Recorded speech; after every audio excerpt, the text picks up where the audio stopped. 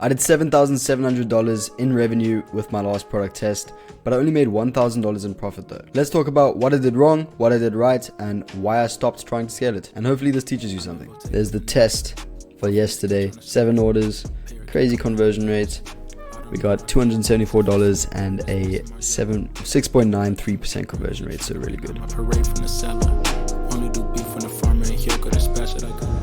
So first, what did I do right? What set this product test apart from all my other previous product tests? Firstly, the product was good, right? You need that. That's number one. It was a product that looked good and people wanted to buy it. Number two, I did market research on the product. So look at this. This is so important, and this is how you write good copy for your store and ads that resonate with your buyer. As you can see here, this is market research. Here are some things that I looked at. So basically I looked at Facebook ads library of my direct competitors, so other people running the exact same product. What ads have been running the longest? What hooks do they use in these ads? What type of people are they showing in these ads? Where are these ads filmed? What are the key things they're showing that people want? What are the key problems they're showing that their product solves? Where are they sending traffic? What type of ads are they using? Photo or video? Professional or user-generated content? What key visuals do they consistently show? Who is the target persona they're going after? These are all very good questions, and I answered them right here. So go through and find this information. It helps you write copy. It helps you get your angles right. Also, website reviews. So this you can go onto AliExpress or Amazon, wherever your product's being sold. What are people saying good about the product? What are people saying bad about the product? Who are people buying this product for? Are they buying for themselves or are they getting it as a gift? Who are these people?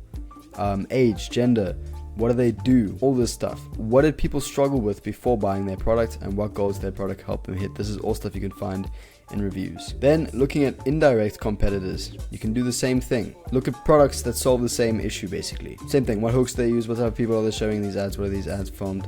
Same as direct competitors. And then content around the desire or problem. So this is going into the niches, going into the niche of your product. You can put yourself in the buyer's shoes. So look on YouTube, TikTok, Quora, it's supposed to be Quora, Reddit, Google, anywhere where people are asking questions. What are the standard solutions for the problem or desire I searched for? What type of people are inside these videos? What type of hooks are these videos using to grab my attention? Titles, thumbnails.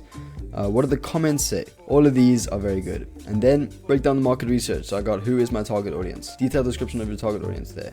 What is their problem? What is their desire, want, or goal? What have they tried to accomplish X thing before? And what do they look like? After you've done that, you've got a very clear idea of who your ideal customer is and who you're selling to. And with that, you can write copy that resonates with them and you can influence them to buy. Next thing I did right is have a $30 profit margin. In the past, I used to just add a $20 profit margin onto my cost and think that would be enough. I thought it would keep my prices lower than the competitors and I would get more sales than them. But with the last product, I had a $30 profit margin. So this means I could spend more on ads to get a customer. A general rule of thumb is to aim for a 1.66 break-even ROAS, but you should try to get lower than that if the pricing makes sense with your product. Basically means that when you're running ads, if you get a 1.66 ROAS, you'll be break-even.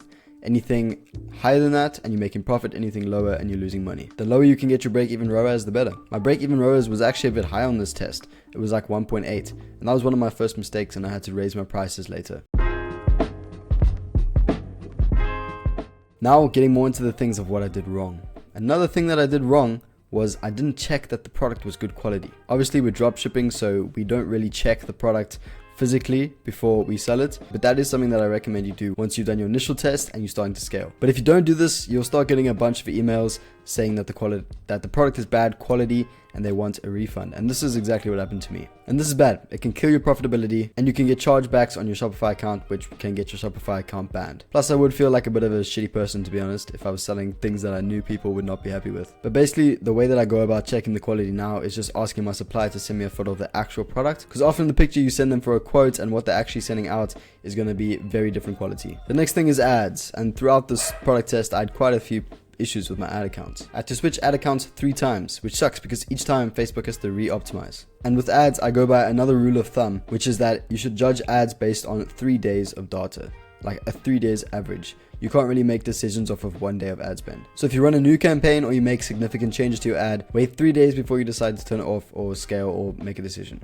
Obviously, if it's looking really, really bad on day 1 or day 2, you can cut it. I had some days where I went unprofitable, but then I changed nothing, just kept spending more, and the ads got better again and I regained profitability. At this point, I was still at low spend, $100 per day, which at this low spend, you are going to get some inconsistencies. My next mistake was not testing new creatives fast enough. I knew I had a product that could be profitable, but most of my sales were coming from one creative. And each ad creative has a certain amount of spend that you can run through it before it dries up. And that amount of spend is different for each creative. But next time I see some signs of success like this again, I'm definitely going to start adding new creatives much quicker. So you might be asking yourself, how do I find these products? How do you find a winning product? Well, there's a lot of methods and I run through a few. So the TikTok method is free, TikTok burner method. It's basically go on TikTok, make a new account and search Amazon finds or TikTok maybe buy it and interact with anything that looks like a dropshipping product. From there, your For You page will start to just show you dropshipping products, and then if you only interact and engage with dropshipping products, it'll keep showing you that.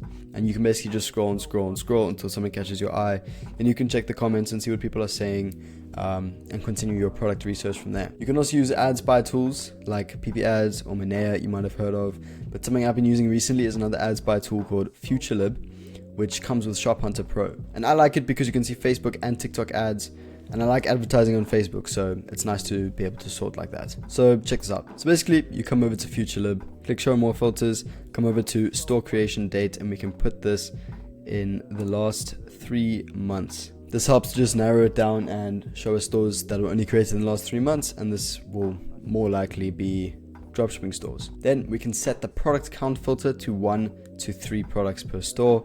Again, stores with fewer products are often focused on testing like specific items. So again, this helps to find dropshipping stores.